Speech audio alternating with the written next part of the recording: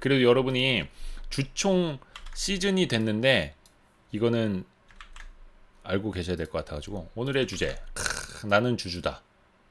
이거 뭐 어디 저기 노래자랑 같은 느낌이기도 한데 근데 중요한 건 그겁니다. 여기 참석장 받으신 혹시 주주총회 참석장 받으신 분 계세요? 주총 참석장? 자, 근데 아직 못 받으신 분들의 케이스를 몇 개 먼저 알려드릴게요. 주총 소집 통지서를 못 받는 분들 요거 진짜 주소 잘못 적어놔가지고 아니면 이사를 했거나 옛날 주소 적어놔가지고 못 받는 분들 많습니다. 옛날 집으로 갑니다. 그러면 그 내가 이사 온 집에 살고 계시는 분들이 요 홍길동이 이대호가 어느 회사 주식 갖고 볼 수도 있어요. 뭐 물론 이제 남의 우편물 뜯어보면 그 불법이기는 한데 그래서 MTS나 HTS나 요 개인정보란 있죠. 여기 개인정보를 쳐서 들어가 보세요. MTS에 메뉴에 개인정보 이렇게 쳐서 들어가 보면 아니면 주소라고만 쳐도 돼요. 주소라고만 쳐도 본인의 그 어떤 주소로 등록되어 있는지 나오니까 한번 확인을 해보시면 됩니다. 그리고 요거 많이들 헷갈리시는 게 주소는 증권사에 등록된 주소로 갑니다. 그리고 이 증권사가 증권 업무 대행, 증권 대행 업무사에다가 이걸 보내주는 거예요. 대표적으로 그걸 보내주는 회사가 하나은행하고 국민은행이거든요. 예, 여기 이름으로 오기는 오는데 이 은행들에게 내 주소를 알려주는 게 바로 증권사다. 그래서 이 증권사 개인정보에 어디 주소가 적혀 있는지가 중요한 겁니다. 혹시나 안 오시는 분들은 요거 한번 체크를 해보시길 바라겠고 이게 소유 주식이 너무 적을 경우에도 안 올 수가 있습니다. 예, 이게 소액주주라고 무시하냐? 약간 그런 느낌이기는 한데 상법을 보면요. 그 지난번에도 말씀드렸지만 주총 2주 전까지 서면으로 통지하거나 각 주주의 동의를 받아서 전자문서로 보내야 됩니다. 그러니까 서면으로 당연히 우편물로 보내주거나 아니면 전자문서로 대신할 때는 주주의 동의를 받아야 돼요. 주주의 동의 받아. 근데 뭐야? 난 동의한 적도 없는데 왜 서면으로 안 보내주고 전자문서로 대체하려고 해? 라고 하시는 분들이 있거든요. 잠시 후에 알려드릴게요. 그리고 말씀드린 것처럼 주소가 왜 중요하냐? 아까 그 주소가 진짜 중요하다고 말씀드린 게 요거예요. 주주명부상 주주의 주소에 3년간 이 통지를 보냈는데 3년 동안 계속 저 사람이 안 받고 반송이 돼서 와. 그러면 앞으로 그 사람한테는 안 보내도 돼요. 3년 동안 이 회사가 보냈는데 계속 빠꾸 맞아서 와. 계속 반송돼서 와. 그러면 법적으로 해당 주주에게는 총회 소집을 아예 통지하지 아니할 수 있다. 이렇게 되어 있습니다.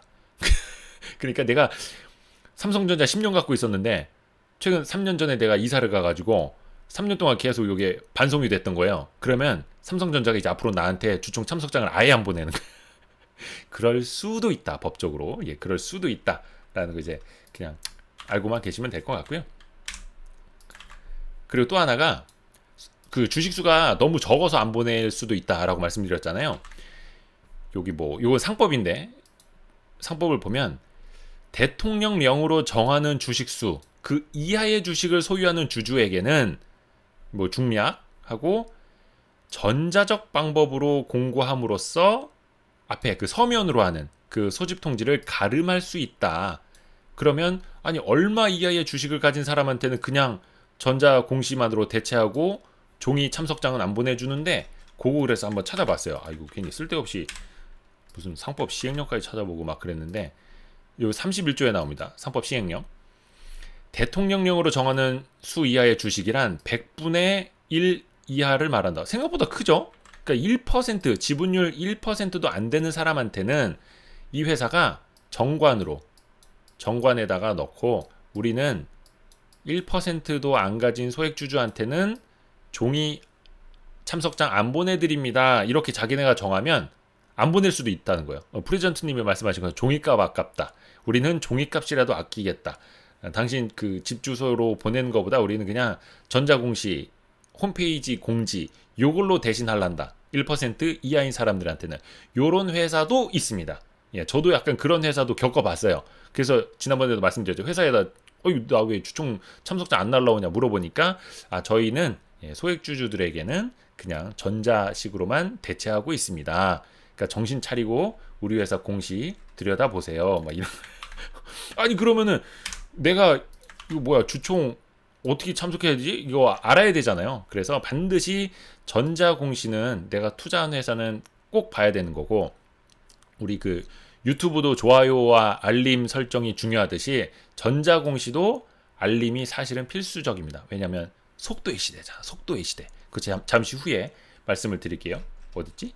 이렇게 뭐 이건 다 아시죠? 이거 아마 전자공시 모르시는 분들은 이제는 없으실 거예요. 예, 그래서 이런 식으로 전자공시 들어가서 보는 건데, 중요한 거는 알림 아닙니까? 알림을 받는 방법이 몇 가지가 있어요. 대표적으로 이제 두 가지.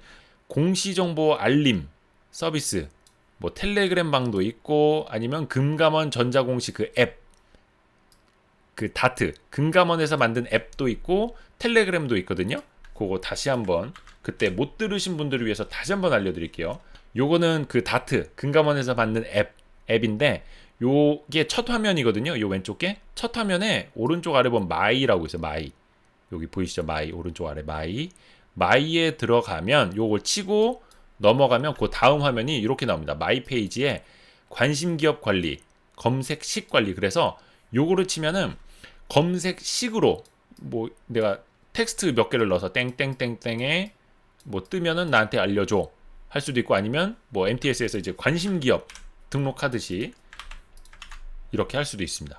이렇게 되면은 관심기업 알라면 뭐 예를 들어 삼성전자 이렇게 등록을 해놓으면 여기 보이시죠? 삼성전자, 예, 이런 식으로 등록이 돼 있습니다. 그래서 금감원에서 나온 이 다트 앱을 통해서도 알림을 받을 수가 있고, 근데 요거는 20개까지인가 조금 제한이 있어요. 개수가 제한이 있어요. 그래서 우리 저기 백화점 관리하시는 분들한테는 조금 부족할 수도 있는데, 그 제한이 없는 건 제가 이거 작년 9월에도 방송에서 말씀을 해드렸던 건데, 텔레그램 봇, 공시정보 봇, 공시정보 알림이라는 게 있는데, 요 빠른 추가 요 텍스트는, 예, 제가 그 유튜브 커뮤니티죠. 커뮤니티 거기에 올려드린 건데, 잠시 후에 한번 보여드릴게요. 요게 들어가면 어떻게 되느냐, 요런 식으로 이거 명령어, 예, 명령어가 이렇게 있어요. 그럼 이렇게 슬래시 헬프, 그러면 사용 방법 슬래시 서브스크라이브 아니면 슬래시 구독 이렇게 해도 될 거예요. 아닌가? 이렇게 치면은, 하고 나서 종목 이름을 치면은, 예, 그것이 다 알림 종목으로 설정이 됩니다. 그리고 요거는 제가 그냥 관심기업도 아니고 막 취재하는 기업들이에요. 취재하는 기업들. 예, 그래서 그냥 여기 있는 거고, 제 뭐 산 종목은 아닙니다. 예, 오해하시면 안 돼요. 그리고 예를 들어서 여기 슬래시를 쓸 필요는 없고요. 슬래시는 지우고. 그래서 공시정보 여기 들어가서 삼성전자라고 해서 엔터를 치면 요렇게 최근 삼성전자 공시가 쪼르륵 나옵니다. 예, 밑에 더보기 눌러서 더 볼 수도 있고 해서 요거 상당히 좀 유용하고요. 요거는 제가 언제였었느냐면 6개월 전, 제 그 주식초등학교 커뮤니티 탭에 들어가 보시면은 6개월 전에 올린 거 있으니까, 좀 한창 커뮤니티 이렇게 쭉쭉쭉 올리셔서 밑에 걸 보면은 여기에다가 제가 요걸 써놨습니다. 이게 PC로는 긁어가실 수가 있는데 모바일로는 이게 긁어가는 기능이 안 돼서, 첫 번째 댓글에다가 요 URL 남겨놨으니까 요거 딱 쳐서 들어가시면 텔레그램 깔아놓으신 분들한테는 바로 저 공시 정보 봇, 입장이 바로 될 겁니다. 예, 그렇게 알고 계시면 될 테고요. 그래서 제가 요거 작년 9월에 알려드렸었잖아요. 그때 어떤 일이 있었냐면, 요거 개발하신 분께서 주식초등학교가 요거 자기 공시정보 알림, 공시정보 봇 텔레그램 방 소개해줬다고 고맙다고 여기에다가 자기가 주식초등학교도 띄워주셨었어. 고맙다. 그래서 저도 생각지 않게, 예, 홍보 효과도 같이 이제 누렸던, 예, 그런 기억이 있네요. 조금 다른 이야기로 넘어가는데, 그거 있어요, 여러분. 여러분은 아직 겪어보셨는지는 모르겠지만 이런 분들이 있습니다. 주총장에 갔다가 빠꾸 맞은 분이 있어요. 빠꾸 맞은 분. 주총장에 갔는데 이런 거예요.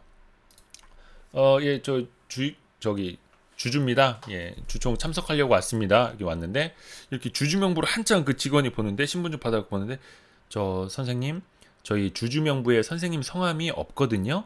혹시 주총 참석장 갖고 오셨나요? 아니, 나는 주총 참석장은 여기 서면으로 안 보내는 것 같아 하고 난 공시만 보고 오늘 왔는데, 신분증 갖고 왔는데, 근데 저 선생님 저희 주주명부에 선생님 성함이 없습니다. 아니 어떻게 된 거요? 그럼 봐, 내가 지금 MTS 어디 갔어? 핸드폰 이렇게 봐, 내가 지금 이거 몇만 주 갖고 있잖아. 나 주주라고 들여보내 달라고. 저 선생님 주주명부에 성함이 없다니까요. 딱 그때 뭔가 번쩍하는 거죠. 번쩍. 이게 무슨 일이겠습니까? 딱 그런 거죠. 저기 혹시 작년이 아니라 올해 사신 거 아닌가요? 올해 1월이나 2월에 사신 거 아닌가요? 그러면 이제 멍. 아, 그런가? 내가 1월에 샀나?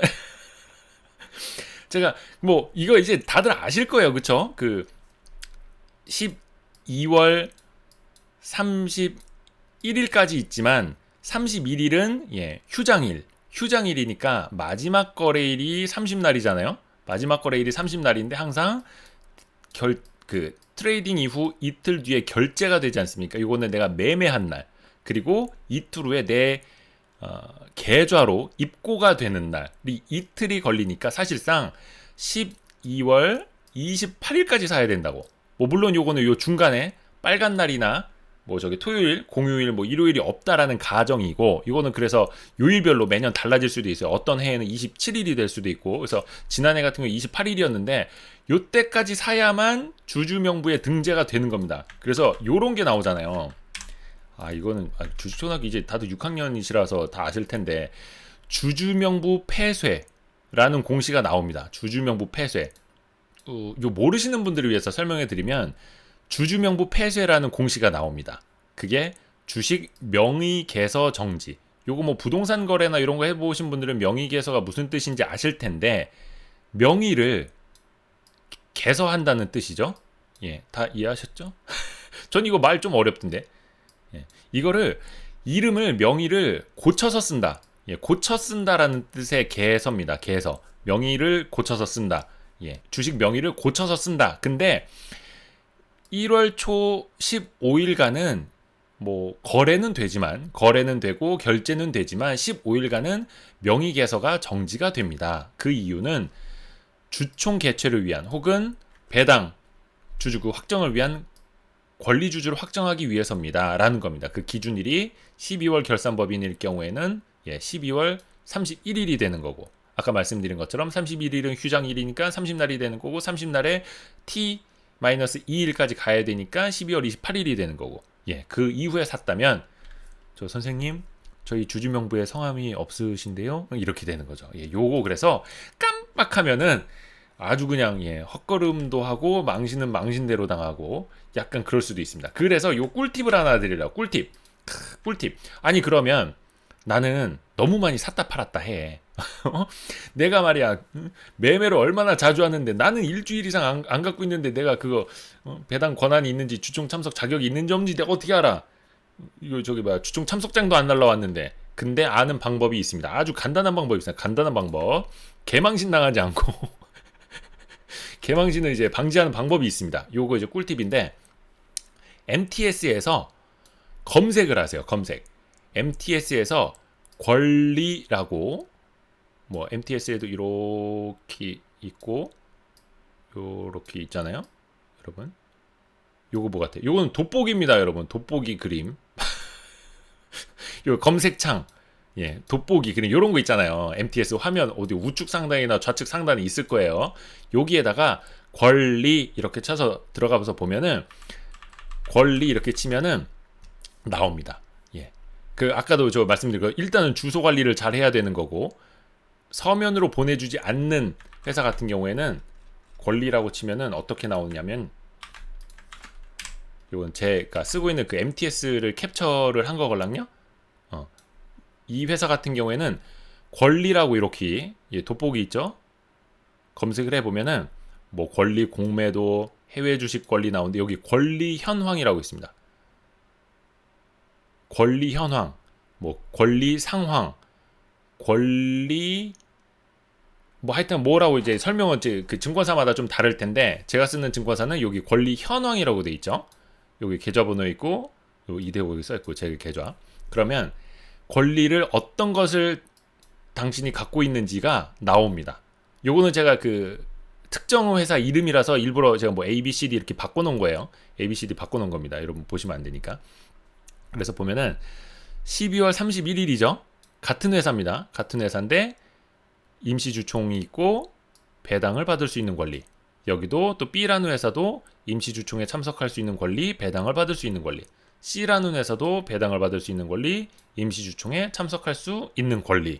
이렇게 나옵니다. 그렇게 해서 내가 맞다. 내 이 회사 여기 배당도 받을 수 있고 주총 참석할 수 있구나.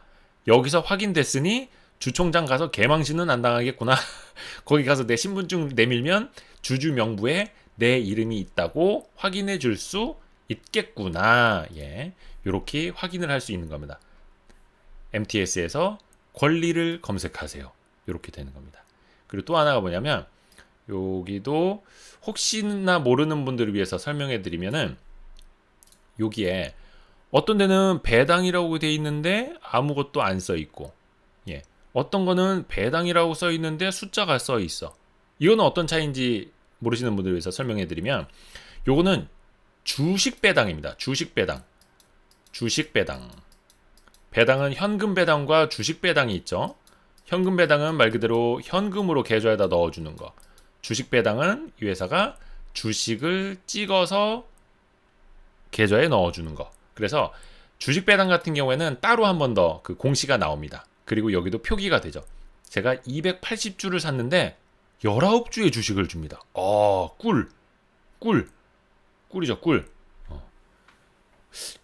요게 그 280주에 19주면은 이게 금액으로 한 6.7% 정도 될 거예요. 이게 물론 이제 현금 배당률이 6.7%는 아니지만 내가 이 주식을 뭐 한 100주 갖고 있었으면 한 6, 7주를 이렇게 주식 배당으로 주니까 이게 얼마나 꿀입니까?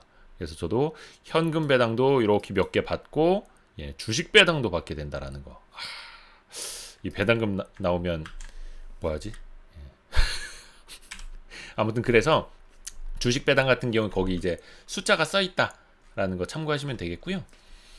그리고 이거 헷갈리시는 분들도 왕왕 계십니다. 이게 주주총회 소집 그 공시가 여러 개가 나와서 헷갈리는데 결의라고 돼 있는 게 있고, 이거 도원결이 아니고 공고라고 돼 있는 게 있습니다.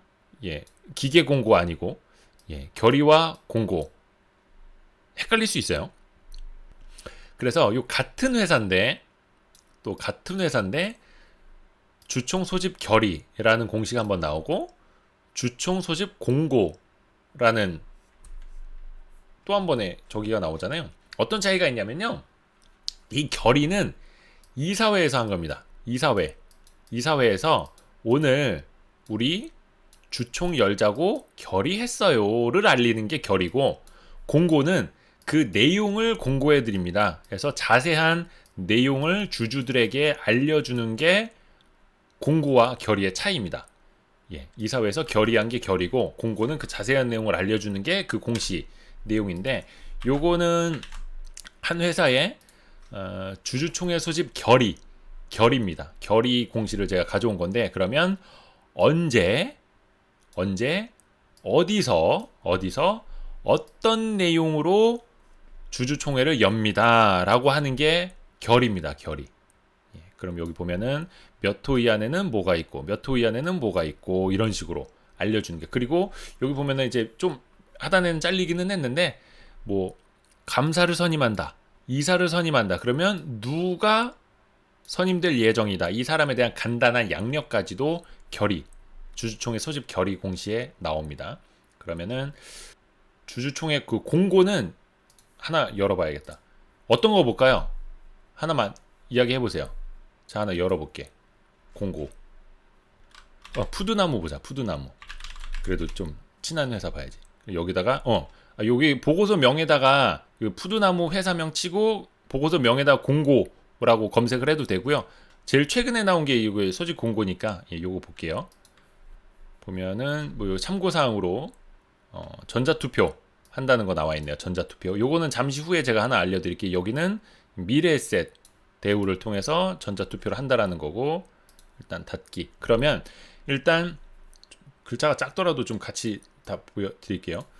그러면은 어떤 회사가 본점이 어디고 내용을 보면은 여기 두 번째 메뉴 들어가서 보면은 일시, 장소, 회의 목적사항 이렇게 쭉 나오죠. 이거는 이제 그 주총 소집 결의 때 나왔던 내용이고, 그러면은 사회이사들의 활동 내역이 우선은 나옵니다. 요걸 보면은 여러분이 그 공부하시기에 좋은 게, 뭐 기자들 요거 보고도 이제 취재해서 기사를 많이 쓰기도 하는데, 이 회사가 1년 동안 어떤 이사회를 열었는지, 언제 열었는지, 얼마나 중요한 내용들을 이사회에서 다뤘는지를 대략이라도 볼 수 있어요. 뭐 이거는 타 법인 주식 취득, 이게 보면 M&A 하나? 어느 다른 회사를 사나?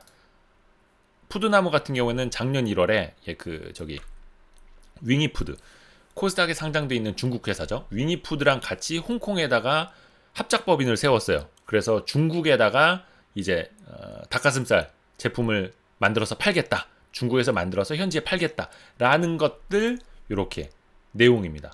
그러면 이 회사 지난해 뭐가 있었지? 이를 대략 알 수 있는 거예요. 뭐 예를 들어서 뭐 2차 전지 관련주다.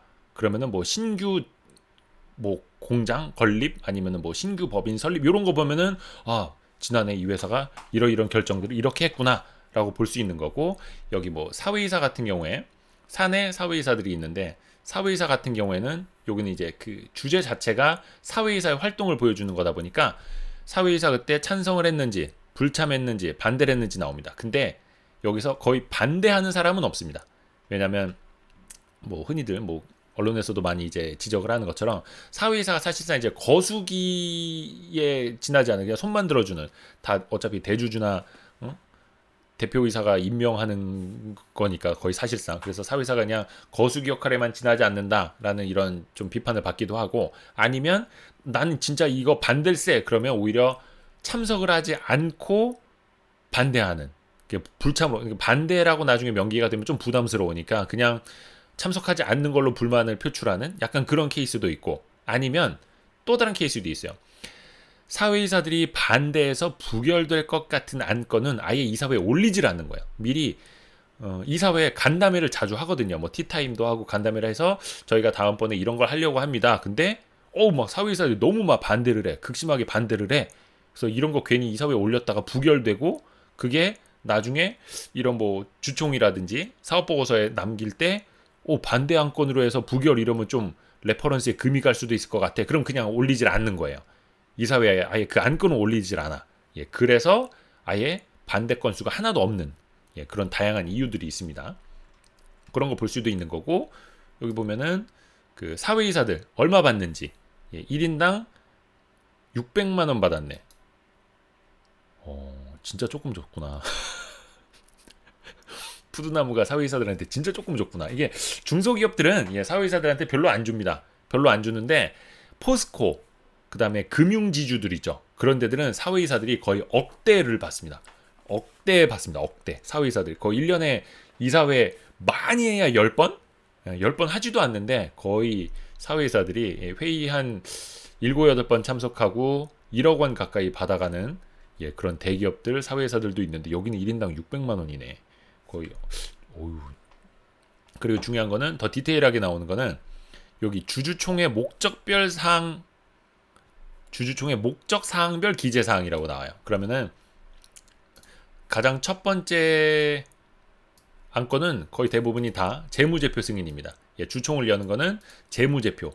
그러니까 이 회사에서 장부를 썼고, 외부 감사인, 즉 회계법인을 통해서 이 장부는 믿을만합니다. 감사 의견을 받았고, 이사회에서 승인이 됐고, 최종적으로 주주들, 회사의 주인들이 모두 모인 자리에서 승인을 해야만 이 재무제표는 효력을 갖는 거거든요. 그래서 그게 거의 다 무조건 1호 안건이다, 이렇게 보시면 됩니다. 그래서 배당 건도 여기 같이 들어가는 거고요. 이렇게 해서 재무제표 쭉 엄청 많죠. 그 다음에 주석도 달려있고, 이거는 이제 열심히 공부하시는 분들은 주석도 잘 읽으면서, 뭔가 이거 매트릭스 느낌인데? 매트릭스 느낌인데? 자, 그래서 저 밑에 보면은 정관 변경. 그럼 이 회사가 새롭게 할 수 있는 사업들, 뭐 상품 중개, 광고 대행, 이런 건 있었고, 그 다음에 신설 기타 음식료품 소매 판매 프랜차이즈 사업도 넣네. 푸드나무가 그러면 나중에 프랜차이즈도 할 수 있다는 건가? 이건 저도 몰랐네요. 그 다음에 문화 콘텐츠 제작, 상품권 발행 및 제작, 종합 레저, 유기장 설치 및 운영, 체육시설, 그런 것도 하려고. 요게 정관에 이런 사업 목적을 넣는 이유는 당연히 이 회사가 하는 사업이니까 정관에 넣고 있어야 되는 건 당연한데, 또 그런 거 있어요. 은행 대출을 받을 때 예를 들어서 뭐 화장품 제조 공장을 설립하기 위해서 은행 대출을 받아야 돼. 근데 정관에는 화장품 제조 판매업이 없어.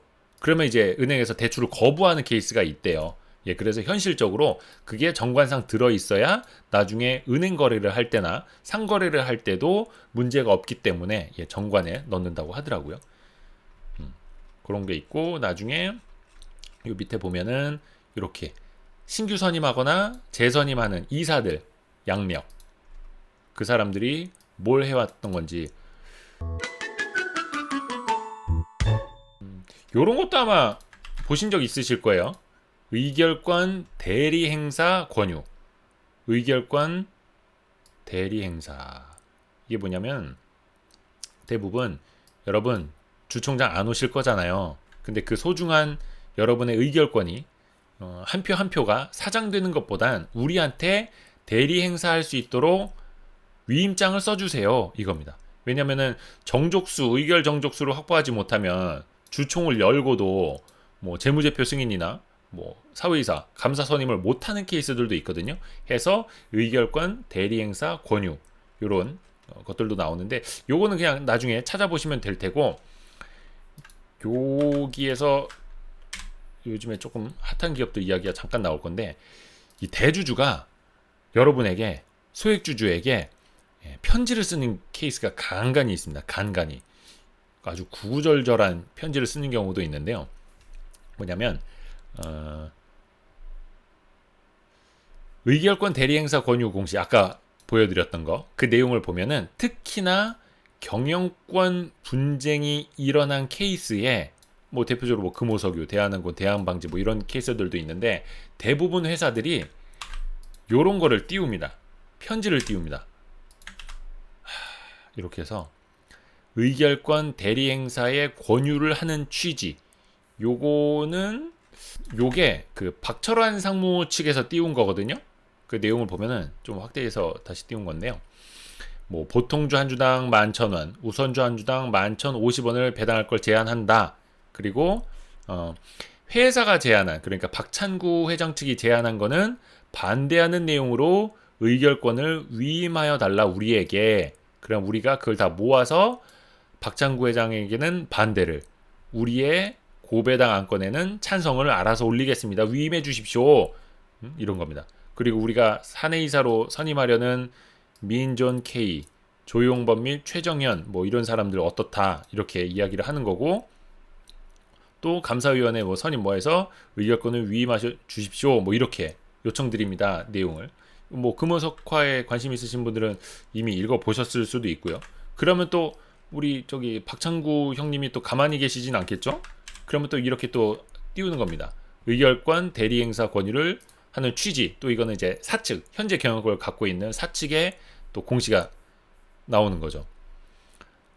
지속 가능 경영을 위해서 어쩌고저쩌고 하고 있고, 이익 배당은 배당 정책 기준으로 당해실 큰 폭 개선된 점 반영하여 전기 대비 얼마 그 180% 증가한 금액이다. 이것도 이제 크게 마련한 거다. 잘하고 있다. 그리고 저쪽에서 말하는 박철환 상무 측이 말하는 과도한 배당 확대는 결국 기업 가치에 부정적 영향을 끼칠 수밖에 없다. 막 이런 식으로 또 뭐 반론을 제기하고 해서 그 의결권 대리행사 권유, 이 공시를 잘 보시면 특히나 이렇게 시끄러운 기업들은 이 대주주가 소액주주들한테 이렇게 아주 그냥 구구절절 편지를 띄웁니다. 그래서 뭐 ESG가 어떻고, 뭐 독립성, 뭐 전무성 강화하는 게 어떻고, 이렇게 구구절절 이런 거 읽어보면 재밌습니다.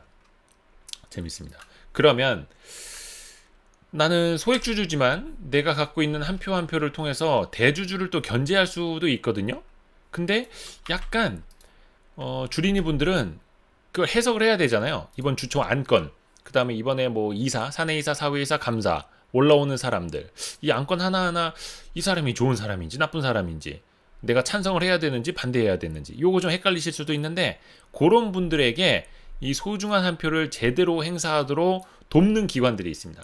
바로 의결권 자문사라고 하는데, 우리나라에는 대표적으로 요런 좋은 기업 지배구조 연구소, 한국기업 지배구조원, 서스틴베스트 이런 회사들이 대표적으로 있고요. 아마 뉴스에서 많이 보셨을 텐데 ISS,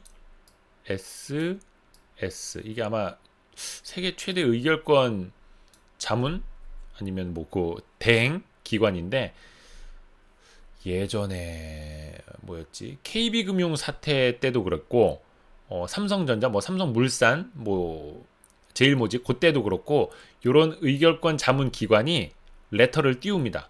우리는 이렇게 봅니다. 그러니까 사실 이런 회사들은 수익 모델이 그 주총 안건 분석을 기관 투자자들에게 돈 받고 파는 겁니다. 일종의 그 리포트를 제공을 하듯이 유료 리포트를 제공을 하는 거예요. 그래서 우리 의견은 이러하니 기관 투자자들이요, 우리 거를 돈 내고 일단 사가시고 이렇게 한번 의결권을 행사하시면 주주 가치를 극대화하는데 더 도움이 될 겁니다. 이런 식으로 하는 거죠.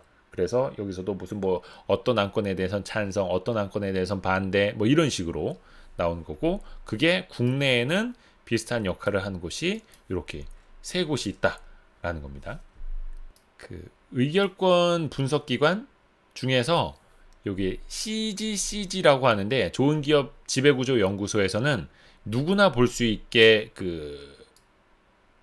여기 나오죠. 연구자료 밑에 보면 주총 의안 분석이라고 있거든요. 누구나 볼 수 있게 이걸 띄워 놓습니다. 여기 회원 가입을 아마 하면은 무료인데, 요거는 무료로 볼 수가 있는데, 딴 데는 이제 좀 유료도 있기는 있는데, 여기는 이제 좀 무료로 볼 수 있기 때문에 제가 대표적으로 이거 띄워 놓은 겁니다. 주총 의안 분석 들어가 보면은 요 아마 홈페이지 가입하면 이렇게 이메일로도 올 거예요. 최근 게 있죠. 뭐 LG U+, LG 이노텍, 아모레퍼시픽, 한라, 현대차, 효성, 뭐 삼성전자 이렇게 있고, 그럼 내용을 뭘 볼까? 뭐 일단 뭐 이거 관심 있으신 분들은 들어가서 내가 투자한 회사가 여기 올라와 있네 하면은 그걸 참고로 해서 나는 어떻게 내 소중한 한 표를 행사해야겠다. 이렇게 생각을 하시면 되겠고요. 요거는 지금 3월 12일 올해 거는 몇 개 안 올라와 있기는 한데, 아마 주총 시즌으로 더 갈수록 계속해서 쭉쭉쭉쭉 아마 올라올 겁니다. 하나만 열어볼까 그러면? 삼성전자 한번 열어봐야겠다. 삼성전자 보면은 요거 자세한 건 여기 파일을 다운받아서 보면 되는데요. 사내이사 김기남, 사내이사 김현석, 사내이사 고동진 선임의 건에 대해서는 반대를 권고한다. 이렇게 선관주의 의무 이행에 관한 중대한 우려가 존재한다. 아마 그런 걸 거예요. 뭐 과거에나 아니면 뭐 이재용 부회장 뭐 건이나 해서 이 사람들이 주의를 기울이지 않았다. 뭐 이사로서 선관주의 의무를 제대로 이행하지 않았다. 그래서 이 사람들이 뭐 연임이 되거나 뭐 하는 거는 반대를 해야 된다. 이런 식으로 권고를 하는 겁니다. 자세한 내용은 요게 파일을 다운받아서 보시면 될 것 같고요. 그래서 아까 누구지? 저기 삼성전자 주총 참석장 받으셨다는 분 참고하시면 될 테고요. 그래서 이거는 뭐 그냥 눈 감고 찬성 반대하거나 아니면 내 표를 그냥 죽은 표, 사표로 만들어 버리는 게 아니라, 그래도 주주니까, 우리 주식초등학교에서는 약간 그런 걸 많이 배우니까 주주로서 소중한 한 표를 어떻게 좀 행사해야겠다라는 거죠. 근데 아니 그러면은 코로나 때문에 난 주총도 갈 수 없는데 나는 어떻게 할 수 있나요? 전자투표가 있습니다. 전자투표. 요즘에 또 전자투표를 하는 회사들이 많아가지고 여러분도 전자투표 방식으로 내 소중한 한 표를 행사를 할 수가 있거든요. 대표적으로 전자투표를 할 수 있는 플랫폼이 세 가지가 있어요. 예탁결제원에서 하는 K보트, 미래세대우 플랫폼 V, 삼성증권의 온라인 주총장이라는 요 세 가지가 있는데, 아까 그 주총 소집 공고를 보면 전자투표 도입 여부를 확인할 수가 있거든요.